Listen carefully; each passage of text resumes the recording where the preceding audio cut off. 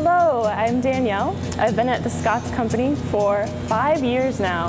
So I'm taking advantage of today. I'm in the actual Miracle-Gro greenhouse where they test and find out all sorts of magical things with our fancy scientist, Chris Cerveny here.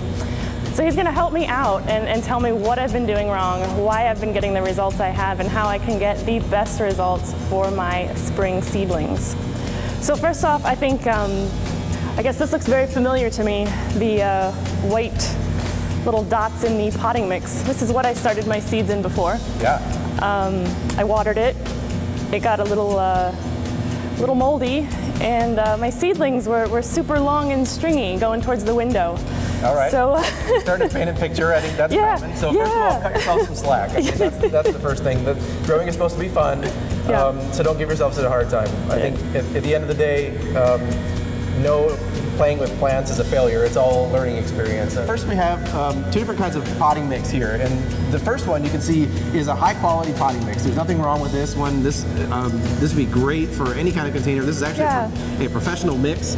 But the challenge with it is you'll notice that there's some big pieces in there, like these. There's some fairly large pieces of bark, some large pieces of perlite. And those are great for aeration in a large container, but in a small seedling tray, whether you're using a tray like one of these, or if you're going to be using a pot or eggshells or some of the newspaper pots that we've seen, you want to try to make sure you get something that has smaller grain to it. So if you look at this mix, you notice that there's nothing that's really large in it. It's all really small pieces. Okay. And there's a reason for that.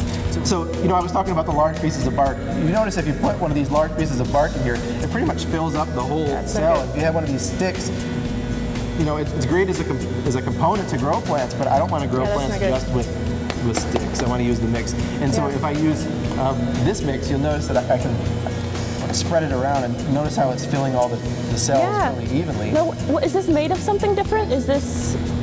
No, it's just ground. Smaller particles? It's ground, more fine in production. It's something that's specifically designed for seedling production. So a seed starting mix is what I really recommend. I mean, you got to start with the right materials. So there's two things there. There's starting with the right mix, but it's also starting with the right container. It's a lot better to start your seeds in something small like this, though you don't have to use this many. If you had a tray like this, you could cut it down to smaller, something more manageable size. You could use something like this, or a traditional 6-pack. I think this is 12 in that size, but a traditional 6-pack annual. But you don't want to get much larger than this, because what happens is you start having challenges with watering. You got to keep water near that seed while it's starting to germinate. Watering. I know.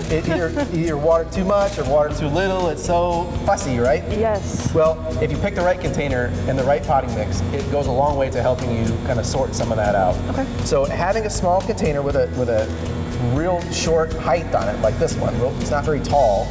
It has a real fine mix in it. It makes it easier to keep moisture around the seeds. If you have a mix if you have a container like this, what happens? And here's a little nerdy science tip for you. Show me. So what affects, the biggest thing that affects the drainage in a container is the vertical height of the drainage. So if I have a tall container like this, and I use the same mix in both, this one versus this one, what happens is the mix will drain to the same level because of gravity. It's gravity that's pulling on the water and trying to drain it down on the bottom of that container. So what happens in this large container is it drains down to some level. Let's say it's here. If I keep my finger in place and I move this small container next to it and it drains down to the same level, you can see that it's just below the surface of this pot, but on this pot it drains way down to near the bottom. Gotcha. That's great for a full-grown plant, but for a seedling where you need lots of moisture, it's going to get too dry. And so you're going to have to come back and visit, water and water and water, and then you risk overwatering your plants.